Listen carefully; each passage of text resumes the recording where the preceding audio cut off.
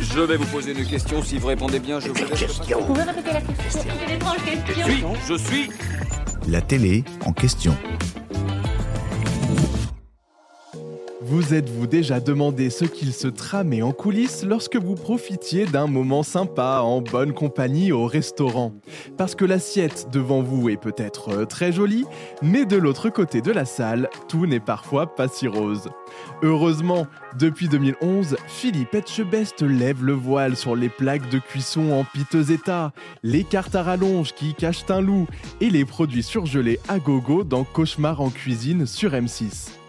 Vous êtes forcément tombé sur l'un des nombreux épisodes multi-rediffusés sur la chaîne et vous connaissez le principe.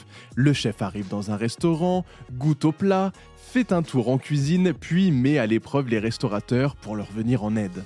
Pour mettre en boîte un numéro du programme, il faut une semaine, soit 5 jours ouvrés. Mais pour un chef étoilé et star du petit écran, il est parfois compliqué de tout caler dans son agenda.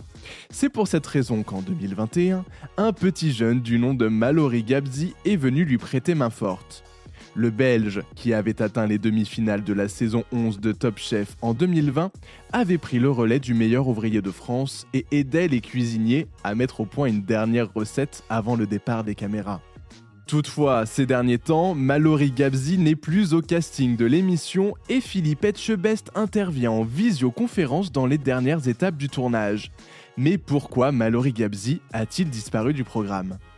Le jeune chef avait donc intégré Cauchemar en cuisine afin d'aider Philippe Etchebest à alléger son emploi du temps, mais c'est désormais l'emploi du temps du jeune chef qui est surchargé.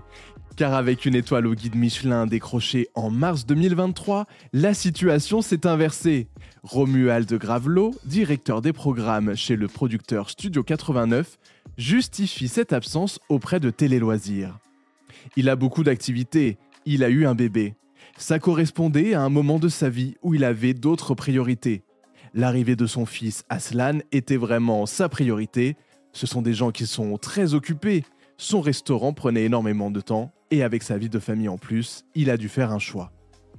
Rassurez-vous, il est possible que Mallory revienne dans l'émission, même si un retour n'est pas à l'ordre du jour. J'espère que cet épisode vous a plu. Si c'est le cas, abonnez-vous sur votre plateforme d'écoute préférée pour retrouver de nouveaux épisodes chaque semaine. Et si vous en voulez plus, découvrez aussi le ciné en question et les séries en question sur les plateformes d'écoute et téléloisirs.fr.